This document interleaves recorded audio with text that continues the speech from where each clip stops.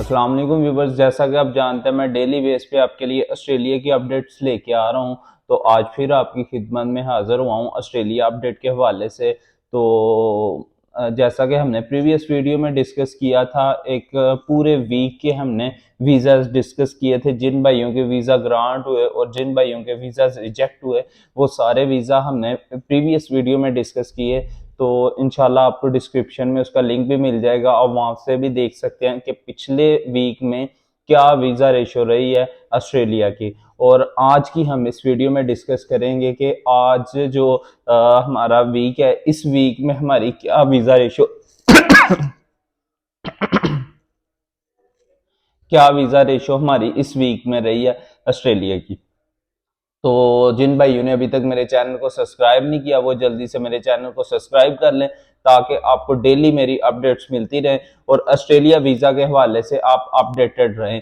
तो जैसा कि हमने पिछली वीडियोस में देखा था कि काफ़ी सारे बच्चों के वीज़ा रिजेक्ट भी हुए थे और ग्रांट भी हुए थे। इसी तरह आज भी इसी तरह हम डिस्कस करेंगे जिन भाइयों के रिजेक्ट हुए और जिन भाइयों के वीज़ा ग्रांट हुए। लेकिन मसला ये है कि इस वीक में रिफ्यूज़ल रेट इतना हाई है। प्रीवियस अगर देखा जाए, जनवरी की बात की जाए, जनवरी के स्टार्ट में वीज़ा बहुत सारे ग्रांट हुए, बहुत सारे वीज़ाज ग्रांट हुए। आपको पता है पाकिस्तान की सिचुएशन भी कुछ इसी तरह से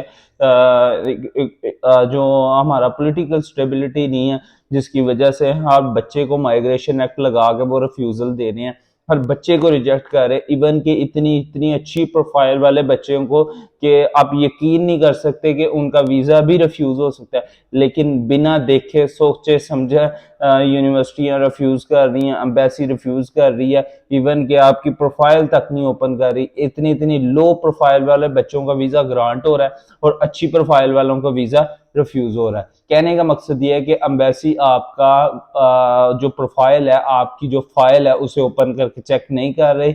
लिहाजा मैं आप भाइयों को यही रिकमेंड करूंगा, अपना वीज़ा फाइल ना करें।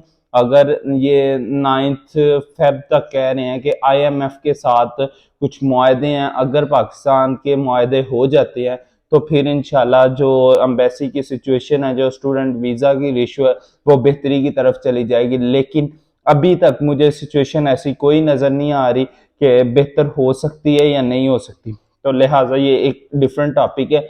हम अपने टॉपिक पे आते हैं बैक, कि जो हमने वीज़ा ग्रांट हुए और जो रिजेक्ट हुए वो सारे डिस्कस करने हैं आप लोगों से। स्टार्ट करते हैं एक बच्चे से। ये पहली ही रिफ्यूज़ल है। इस बच्चे की बहुत अच्छी प्रोफाइल थी। इस बच्चे ने अप्लाई किया था UTS में। UTS इसकी यूनिवर्सिटी थी। Apply date, visa launch date इसकी थी 29 जनवरी। और अगर बैंक स्टेटमेंट की बात की जाए, इसने 7 मिलियन की बैंक स्टेटमेंट लगाई थी। अगर इसकी प्रोफाइल की बात की जाए, मैट्रिक में इसके 78% मार्क्स है, इंटर में 84% मार्क्स है और इसने बैचलर्स में अप्लाई किया था और इसका वीज़ा रिफ्यूज़ हो गया अनफॉर्चुनेटली। कहने का मकसद ये है, और इस भाई ने दोबारा से एक क्वेश्चन पूछा है, should I reapply in other level 1 university like a Deakin or Curtin university in Australia या or should go UK option.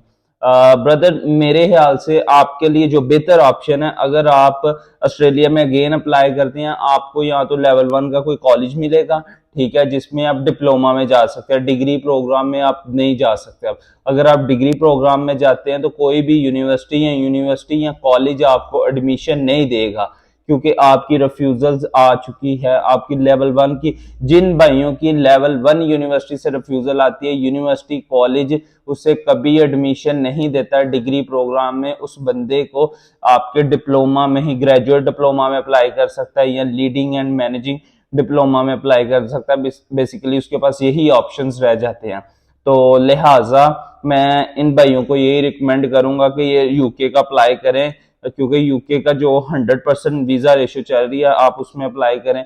इंशाल्लाह आप वीज़ा ग्रांट करके बाद में वहाँ पे 1 साल पढ़ने के बाद या 2 सेमेस्टर या 3 सेमेस्टर पढ़ने के बाद या अपना कोर्स कंप्लीट करने के बाद आप वहाँ से माइग्रेशन करवा के उसमें आ सकते हैं, ऑस्ट्रेलिया ट्रांसफ़र हो सकते हैं। ये भी एक ऑप्शन बहुत अच्छी है, क्योंकि आप देख सकते हैं आपकी सिचुएशन काफ़ी यहाँ पे ख़राब है। सिचुएशन खराब होने की वजह से इस बच्चे का रिफ्यूज़ल भी आया और इस बच्चे को ये सारी चीज़ें फेस भी करना पड़ी हैं। अगर नेक्स्ट एक बच्चे की बात की जाए तो इस बच्चे ने 10 जनवरी को वीज़ा फाइल किया था, मेडिकल 13 जनवरी को हुआ था, बायोमेट्रिक 13 जनवरी को हुई थी और स्टेटस फर्दर असेसमेंट में जा रहा है। चार्ल्स डार्विन इसकी यूनिवर्सिटी है और ये पूछ रहा है कि सर कितना टाइम लगेगा और वीज़ा ग्रांट होने में। तो ब्रदर देखिए आपने 10 जनवरी को अप्लाई किया है तो इट्स मीन के एम्बेसी जो ले रही है टाइम 20 to 25 डेज ले रही है। आपका मैक्सिमम रिस्पांस इंशाल्लाह नेक्स्ट जो वीक स्टार्ट हो रहा है इसमें आपका 100% रिस्पांस आ जाएगा। बहरहाल अल्लाह से दुआ करिएगा इंशाल्लाह आपको वीज़ा ही मिले, रिफ्यूज़ल का सामना ना करना पड़े, क्योंकि रिफ्यूज़ल रेट बहुत हाई है, बहुत हाई है, बहुत हाई है। मीन्स कि आप ये समझ लें कि 2% वीज़ा ग्रांटेड रेट है और 98% रिफ्यूज़ल रेट है। इवन के पहले देखने में आता था कि कॉलेजेस का ये हिसाब था, लेकिन अभी हायर एजुकेशन जो सेक्टर है उसी का भी ये हिसाब है कि 90% रिफ्यूज़ल और जो आपका 2% वो वीज़ा ग्रांटेड है। सो इसलिए मैं सब भाइयों को यही रिकमेंड कर रहा हूँ वीज़ा अपना फाइल ना करें, क्योंकि आपको बिना आपकी फाइल ओपन किए रिफ्यूज़ल लग रहे हैं। तो एक और भाई ने प्रोफाइल अपनी शेयर किया, मैट्रिक इसका 2014 का था, एफएससी प्री मेडिकल 2017 की थी, डीपीटी एडमिशन 2017 का और कंप्लीट इसने किया था 2022 में। पीटी में इसके 61 स्कोर है, यूनिवर्सिटी इसकी है मॉडरेट यूनिवर्सिटी है, मास्टर्स में इसने एडमिशन लिया था, अप्लाई इसने किया था 7 अक्टूबर को, ऑफर लेटर आया था इसका 8 नवंबर को। GT and COE were quick, means के वो जल्दी से हो गया था और वीजा इसने फाइल किया था 2 जनवरी को। 2 जनवरी को इस बच्चे ने वीजा फाइल किया था, मेडिकल इसका 4 जनवरी को हुआ, मेडिकल इसका 10 जनवरी को हुआ, अपडेट 11 जनवरी को और वीजा इस बच्चे का ग्रांट हुआ 24 जनवरी को। कहने का मकसद ये है कि 22 डेज के अंदर इस बच्चे का वीजा ग्रांट हो गया। तो भाई की बहुत अच्छी लक है। बरल ये है कि जिन भाइयों का भी जनवरी में वीजा अप्लाई हुआ है उनको वीजा ग्रांट भी हुआ है और रिफ्यूजल रेट भी, जो करंट सिचुएशन फेब के स्टूडेंट हैं उनको रिफ्यूजल्स का सामना करना पड़ रहा है। तो अब ये एक और आपके साथ प्रोफाइल शेयर करने जा रहा हूँ। मैट्रिक 85%, इंटर 60% और स्टेटमेंट 7.5 मिलियन की, यूनिवर्सिटी इसकी मैक्विन थी और कोर्स इसका D2D IT था। अप्लाई इसने 11 जनवरी को किया था और वीजा इसका ग्रांट हो गया 3 फेब को। तो इसी तरह आपके साथ एक और प्रोफाइल शेयर करने जा रहा हूँ। इस बच्चे ने भी वीजा लॉन्च किया था 9 जनवरी को, बायोमेट्रिक 10 को, मेडिकल 13 को हुआ, 3 फेब को इस बच्चे का वीजा ग्रांट हो गया। अब ये एक और आपके साथ प्रोफाइल शेयर करने जा रहा हूँ, बहुत ही अच्छी प्रोफाइल है और माशाल्लाह भाई का वीजा भी ग्रांट हुआ है। भाई ने वीजा अप्लाई किया था 11 जनवरी को, बायोमेट्रिक इसकी 13 जनवरी को हुई थी, मेडिकल 13 जनवरी को हुआ था, जो सबमिट हुआ था मेडिकल वो 17 जनवरी को, यूनिवर्सिटी इसकी RMIT थी, आइल्स इसका 6.5 था, कोर्स मास्टर ऑफ इंजीनियरिंग थी और बैंक स्टेटमेंट 8.6 मिलियन थी आफ्टर फी और प्रॉपर्टी डॉक्यूमेंट इसने अटैच किए थे, वैल्यूएशन सर्टिफिकेट 40.2 मिलियन अटैच किए थे जो डॉक्यूमेंट, और इसका 3 फेब को वीजा ग्रांट हो गया है। अब आपके साथ एक और इसी तरह प्रोफाइल शेयर करने जा रहा हूं। इस भाई ने भी अप्लाई किया था वीजा अप्लाई किया था 10 जनवरी को और ग्रांट हुआ 3 फेब को। इसका भी तकरीबन ये सारा प्रोसेस करने में, मींस के वीजा अप्लाई करने तक का जो प्रोसेस था 6 मंथ का था और इसने वीजा ग्रांटेड का टिप्स दिया हुआ है भाई ने कि आप तहज्जुद पढ़े, नमाज पढ़े, इंशाल्लाह आपका वीजा 100% ग्रांट होगा। और इसी तरह आपके साथ एक और बच्चे का वीजा ग्रांटेड की खुशखबरी शेयर करने जा रहा हूँ। इस भाई ने वीजा लॉन्च किया था 11 जनवरी को, फिंगरप्रिंट इसके हुए थे 12 जनवरी को, मेडिकल इसका हुआ था 13 जनवरी को, वीजा ग्रांट हुआ था 3 फेब को और बैंक स्टेटमेंट इसने लगाई थी 9.5 मिलियन की, यूनिवर्सिटी इसकी तस्मानिया थी और इसका वीजा ग्रांट हो गया। अब आपके साथ एक और नेक्स्ट प्रोफाइल शेयर करने जा रहा हूँ। अप्लाई किया था 10 जनवरी को, मेडिकल इसकी 16 जनवरी को थी, मेडिकल बायोमेट्रिक इसकी 17 जनवरी को थी और ग्रांट इसका वीजा 3 फेब को हुआ। एफएससी अगर प्रोफाइल की बात की जाए, एफएससी इसने 2022 में की थी। डी टू डी प्रोग्राम में इसने अप्लाई किया था। यूनिवर्सिटी इसकी यूनिवर्सिटी मेलबर्न थी। स्टेटमेंट इसकी 9 मिलियन थी और इसने वीजा अप्लाई किया। अल्हम्दुलिल्लाह इस भाई का वीजा ग्रांट हो गया। आपके सामने एक और रिफ्यूजर रखने जा रहा हूं जो कि भाई की बहुत ही अच्छी प्रोफाइल थी, बहुत ही अच्छी प्रोफाइल थी और भाई का अनफॉर्चुनेटली वीजा रिफ्यूज हो। इस भाई ने अप्लाई किया था 15 जनवरी को, 15 जनवरी को अप्लाई किया था। और मैट्रिक की बात की जाए, मैट्रिक में इसके 45% मार्क्स थे। इंटर की बात की जाए 85% मार्क्स थे। और इसके अलावा अगर बैचलर्स की बात की जाए, बैचलर्स में इसके मार्क्स थे 78%। और यूनिवर्सिटी इसकी वोलोंगोंग थी। कोर्स इसका मास्टर था और अनफॉर्चुनेटली भाई का वीजा रिफ्यूज हो चुका है आज की डेट में। और अगर बात की जाए भाई के बैंक की, और बैंक स्टेटमेंट 9 मिलियन की लगाई थी और वीजा भाई का रिफ्यूज हो गया। और आपके साथ एक और रिफ्यूजल शेयर करने जा रहा हूं। ये भी भाई ने लिखा हुआ है, मेंशन किया हुआ है, I have got visa rejection today reason migration act. जिन जिन भाइयों का वीजा रिफ्यूज हो रहा है सबको वो माइग्रेशन एक्ट ही लगा रहे हैं, माइग्रेशन एक्ट लगा के वीजा रिफ्यूज कर रहे हैं। तो लिहाजा मैं आप सबको यही बोलूंगा, जो जो भाई भी वीजा अप्लाई करने जा रहे हैं अपना जीटी ज्यादा से ज्यादा स्ट्रांग रखें। जीटी की बिना पे ही आपको वीजा मिलना है। और जाहिर सी बात है हमारे कंट्री का जो सिचुएशन अभी चल रही है, पॉलिटिकल इंस्टेबिलिटी नहीं है, इकोनॉमी लिहाज से बेहतर नहीं है। डॉलर आप देख सकते हैं डॉलर किधर चला गया है। तो कहने का मकसद ये है कि ये सारी चीजें अफेक्ट कर रही हैं हमारी एम्बेसी को, जिसकी वजह से वो माइग्रेशन एक्ट लगा रहे हैं कि अगर आप स्टडी के लिए वहां पे जाते हैं तो आप वापस नहीं आएंगे। लिहाजा अब सब भाइयों को मैं यही बोलूंगा कि अपनी जीटी स्ट्रांग रखें।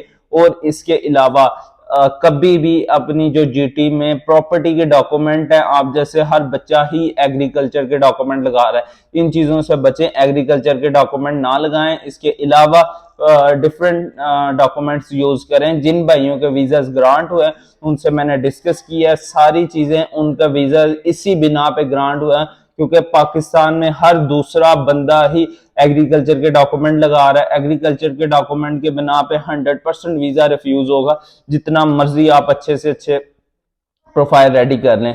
तो लिहाजा अभी जो बेस्ट टाइम है ना, आप यूके में अप्लाई करें जो ऑस्ट्रेलिया जाना चाह रहे हैं। तो यूके में अप्लाई करें, पाथवे यूज करें, यूके चले जाएं, साल एक पढ़ने के बाद फिर आप ऑस्ट्रेलिया इजीली वहां से मूव कर सकते हैं। अगर फिर भी कोई इशू आपको प्रॉब्लम आती है कि नहीं सर हम डायरेक्ट ऑस्ट्रेलिया ही जाना चाहते हैं, उन भाइयों को मैं रिकमेंड करूंगा थोड़ा सा वेट कर लें। क्योंकि पहले तो हमें नजर आ रहा था कि फेब में जाके जो सिचुएशन है हमारी काफी बेहतर हो जाएगी, लेकिन हमारी सिचुएशन बेहतर होने के बजाय ये काफी बिगड़ती जा रही है। तो लिहाजा मैं आप सब भाइयों को यही रिकमेंड करूंगा, वेट करें 25 फेब तक में भी सिचुएशन कुछ बेहतर हो फिर वीजा अप्लाई करें। क्योंकि आपको पता है जब एक वीजा अप्लाई होता है तो फिर उसका काफी सारा लॉस आपको बियर करना पड़ता है। तो लिहाजा आपके साथ एक और बच्चे की प्रोफाइल शेयर करने जा रहा हूं। ये भाई ने फर्स्ट टाइम अप्लाई किया था सितंबर में। यूनिवर्सिटी इसकी डॉर्वेन थी, ठीक है, इंजीनियरिंग इसका कोर्स था और इसका वीजा रिफ्यूज हो गया था विद इन 2 आवर्स के अंदर। लिहाजा इन्होंने फिर अप्लाई किया 2 फेब को और 2 फेब को भी सेम इसी तरह हुआ। 2 फेब को इन्होंने अप्लाई किया और 3 फेब को इसका वीजा रिफ्यूज हो गया। तो लिहाजा इन भाइयों को मैं यही बोलूंगा और इसके एजेंट ने भी इसे यही इंसिस्ट किया है कि आप यूके चले जाओ, यूके बेस्ट ऑप्शन है। क्योंकि इन फ्यूचर, क्योंकि जो हमारे पाकिस्तान के हालात हैं, इन फ्यूचर में भी यूके भी वीजा देना बंद कर सकता है हमारे कंट्री को, क्योंकि हमारे कंट्री की सिचुएशन बिल्कुल नहीं ठीक। तो लिहाजा मैं आप सब भाइयों को यही रिकमेंड करूंगा, जिन भाइयों को वीजा रिफ्यूज हो चुके हैं वो लिहाजा अपनी फाइल दोबारा से लगाएं, ठीक है। फाइल दोबारा से लगाकर आप यूके का अप्लाई करें। इंशाल्लाह आप 100% वीजा लेंगे। तो लिहाजा आपके साथ एक और मैं प्रोफाइल शेयर करने जा रहा हूँ। ये भी भाई की बहुत ही अच्छी यूनिवर्सिटी थी, बहुत ही अच्छी यूनिवर्सिटी थी। वीजा अप्लाई इस भाई ने किया था 10 जनवरी को, मेडिकल बायोमेट्रिक 16 जनवरी को हुआ। बैंक स्टेटमेंट की बात की जाए, बैंक स्टेटमेंट 6 मिलियन की लगाई थी। यूनिवर्सिटीज की फेडरेशन यूनिवर्सिटी थी और इसका इन भाइयों का वीजा 2 फेब को रिफ्यूज हो गया। तो कहने का मकसद ये है कि ये भी भाई का वीजा रिफ्यूज हो गया और रीजन इन्होंने लगाई है माइग्रेशन एक्ट। हर बच्चे को यही माइग्रेशन एक्ट की रीजन लगा के रिफ्यूज कर रहे हैं। तो आपके साथ एक और वीजा शेयर करने जा रहा हूँ। ये भी एक हमजा भाई हैं, उनका वीजा ग्रांट हुआ अल्हम्दुलिल्लाह। इनकी प्रोफाइल भी अच्छी थी और वीजा भी ग्रांट हो गया। इन भाइयों ने वीजा लॉन्च किया था 9 जनवरी को, मेडिकल 13 जनवरी को हुआ, बायोमेट्रिक 14 जनवरी को। फर्दर असेसमेंट में इनका केस चला गया था 23 जनवरी को और अल्हम्दुलिल्लाह 1 फेब को इस भाई का वीजा ग्रांट हो गया। यूनिवर्सिटी की बात की है, यूनिवर्सिटी इनकी मॉडरेट यूनिवर्सिटी थी। अभी जो सिचुएशन मुझे देखने को मिली है, Murdoch university, Macquarie university, Victoria university या कर्टन यूनिवर्सिटी, इन यूनिवर्सिटीज की रिफ्यूजल रेट बहुत ही कम है, बहुत ही कम है। जिन भाइयों ने भी अप्लाई अभी करना है या वो अप्लाई करना चाह रहे हैं, उन भाइयों को मैं यही रिकमेंड करूंगा इन यूनिवर्सिटीज में अप्लाई करें। जो बच्चे कह रहे हैं सर हम वोलोंगोंग में जाना चाह रहे हैं, सीक्यू में जाना चाह रहे हैं, सीक्यू की 100% रिफ्यूजल आ रही है, वोलोंगोंग की 100% रिफ्यूजल आ रही है, यूटीएस की 100% रिफ्यूजल आ रही है, डिकन की। मजीद अगर कोई 100 केस डालता है उसमें से सिर्फ आपको 1 से 2 केस ऐसा मिलता है जो ग्रांट होता है, बाकी आपको रिफ्यूजल मिलेगी। अगर आप ग्रांटेड रेट की बात की जाए तो Macquarie university, Victoria university, Curtin university best है। तो इन्हीं में अप्लाई करिएगा तो ताकि आपका कम से कम वीजा तो ग्रांट हो सके। आप कुछ भाई ये भी सोचते हैं कि सर हमें बजट का इशू है, बजट का इशू है। बजट का बेशक आपको इशू है लेकिन आप अप्लाई करें, उसमें आपको ज्यादा फायदा होगा। तो लिहाजा आपके साथ एक और मैं प्रोफाइल शेयर करने जा रहा हूँ। रिफ्यूज हो गया था। अब इस भाई ने अप्लाई किया था लॉयंस कॉलेज में। लॉयंस कॉलेज में अप्लाई किया, लॉयंस कॉलेज में अप्लाई किया था इन्होंने डिप्लोमा में, डिप्लोमा ऑफ बिजनेस में, ठीक है, अप्लाई किया। जबकि जो इसका वो है एम्बेसडर है, उसने रीजन लगाई है कि आपने जो सीओई लगाई है वो मास्टर्स की लगाई है, मास्टर ऑफ प्रोजेक्ट मैनेजमेंट की, और आप लॉयंस कॉलेज जो है वो प्रोजेक्ट मास्टर तो करवाता ही नहीं है। वो एक कॉलेज है, वो सिर्फ आपको वेट सेक्टर में स्टडी देता है, मींस कि आपको वोकेशनल एजुकेशन देता है, वो आपको मास्टर प्रोग्राम तो देता ही नहीं है। तो लिहाजा कहने का मकसद ये है, सारी चीजें डिस्कस करने का मकसद ये है कि इस वीजा ऑफिसर ने आपका जो इस वीजा ऑफिसर ने आपकी फाइल ओपन नहीं की, ना तो इन्होंने फाइल ओपन की है, ना इन्होंने इनकी फाइल चेक की है। लिहाजा कॉपी पेस्ट रिफ्यूजल देते जा रहे हैं हर बच्चे को। देखें ये कैसे पॉसिबल है कि अब उससे मास्टर्स की वो मास्टर ऑफ प्रोजेक्ट मैनेजमेंट की सीओई उस बच्चे को किधर से मिल गई। या तो ये इसमें हम ये भी कह सकते हैं कि यहाँ तो कंसल्टेंट की मिस्टेक है, कंसल्टेंट ने किसी और बच्चे की जो है वो सीओई लगा दी है, ये भी हम कह सकते हैं। यहाँ तो जो वीजा ऑफिसर है वो मिस्टेक कर गया, उससे नहीं पता, उसने कॉपी पेस्ट आपको रिफ्यूजल देते जा रहे हैं। जैसे आपका सितंबर में ये इशू हुआ था 2200 वीजा रिफ्यूज हुआ था एक दिन में। वो क्या सिचुएशन थी कि ऑटो उन्होंने रिफ्यूजल लगा दिया था, हर बच्चे का जो जो वीजा अप्लाई होता था वीजा आपका रिफ्यूज किया जाता था। जैसा कि मैंने भी अपनी वीडियो में प्रीवियस में ये मेंशन किया था कि एक कंसल्टेंट ने अप्लाई किया वीजा, अप्लाई करने के बाद फौरन से अपनी चेयर से उठा, साथ ही उसने देखा उसी वक्त उसे ईमेल आ गई है कि आपका वीजा रिजेक्ट कर दिया गया, मींस के ऑटो रिफ्यूजल लगाया हुआ था। ऑस्ट्रेलिया की इतनी बुरी सिचुएशन है, इतनी बुरी सिचुएशन है। मैं आप सब भाइयों को यही रिकमेंड करूंगा, अगर भाइयों की रिफ्यूजल आ चुकी है तो वो सिंपली यूके के लिए अप्लाई करें, यूके का पाथवे यूज करें और नेक्स्ट ईयर आप ऑस्ट्रेलिया चले जाएंगे। अगर आप वेट करते रहेंगे ये सिचुएशन मजीद खराब होगी। ये जिन भाइयों ने फर्स्ट टाइम अप्लाई करना है वो वेट कर लें, मार्च के स्टार्ट में अप्लाई करिएगा या फेब के लास्ट में अप्लाई करिएगा, क्योंकि अभी अप्लाई करेंगे तो आपको 100% रिफ्यूजल मिलेगी। आपके साथ एक और बच्चे की प्रोफाइल शेयर करने जा रहा हूं। ये बच्चे ने अप्लाई किया था 5 जनवरी को, बायोमेट्रिक 6 जनवरी को हुआ था, मेडिकल इसका 12 जनवरी को हुआ था, वीजा रिफ्यूज इसका 27 जनवरी को हुआ। रीजन इन्होंने लगाया माइग्रेशन एक्ट। और अगर कॉलेज की बात की जाए, इसको कॉलेज था पायनियर कॉलेज पर्थ में, इसने पर्थ में अप्लाई किया हुआ था वेट सेक्टर में, और इस भाई का वीजा रिफ्यूज हो गया। तो कहने का मकसद ये है कि अगर जो भाई वेट सेक्टर में जाना चाह रहे हैं उनको मैं यही बोलूंगा कि कम से कम अपना होल्ड कर लें, अपनी सीओई को होल्ड कर लें, ताकि वीजा सिचुएशन जो है वो बेहतर हो जाए ऑस्ट्रेलिया की, या हमारे मुल्क की हालात बेहतर हो जाए, फिर आप वीजा अप्लाई करें ताकि आपका कम से कम वीजा तो ग्रांट हो सके। तो लिहाजा जिन भाइयों ने अभी तक मेरे चैनल को सब्सक्राइब नहीं किया वो चैनल को सब्सक्राइब कर लें, ताकि आपको मैं डेली अपडेट करता रहूं। ये जितने वीजाज मैंने आपके साथ डिस्कस किए हैं, जो ग्रांट हुए, जो रिफ्यूज हुए, ये सारे प्रीवियस वीक के थे, सारे मैंने आपके साथ डिस्कस कर दिए। और नेक्स्ट इंशाल्लाह हम नेक्स्ट वीडियो में डिस्कस करेंगे कि जो नेक्स्ट आने वाला वीक है उसकी क्या सिचुएशन रही है। अगर इसकी परसेंटेज की बात की जाए तो मेरे ख्याल से 100 ओवर जो ग्रांट रेट है वो जस्ट 10% ग्रांटेड रेट है और 90% आपका रिफ्यूजल रेट है। इस स्टेज पे मैं आप सब भाइयों को यही रिकमेंड करूंगा कि आप वीजा भी फाइल ना करें। जिन्होंने फाइल कर दिया वेल एंड गुड, जो अप्लाई करने जा रहे हैं वो अपना वीजा अप्लाई ना करें, क्योंकि कंसल्टेंट आपको यही रिकमेंड करता है कि वीजा भाई फाइल करो, वीजा फाइल करो। देखिए कंसल्टेंट का कोई लॉस नहीं होता, उसका 1 रुपए का लॉस नहीं होता, लॉस सिर्फ और सिर्फ आपका होगा। फर्स्ट ऑफ ऑल आपका लॉस अगर देखा जाए, आपकी एम्बेसी फी डूबेगी, उसके अलावा आपके बैंक स्टेटमेंट के चार्जेस जो आपने पे किए होंगे वो डूबेंगे, कम से कम आपका 5 से 6 लाख का लॉस होगा। इसलिए मैं सब भाइयों को यही रिकमेंड करूंगा कि आप अपनी सीओई को होल्ड कर लें, और इंशाल्लाह अगर जिनका इनटेक करीब है वो उसमें डेफरमेंट ले लें, ताकि उसे डेफर करवा के नेक्स्ट इनटेक के लिए चले जाएं। लेकिन यह है कि कम से कम अपने लॉस से बचें और वीजा अप्लाई फिल वक्त ना करिएगा। अभी के लिए मुझे दीजिए इजाजत, इंशाल्लाह मिलती है नेक्स्ट वीडियो में एक नई अपडेट के साथ। Thank you.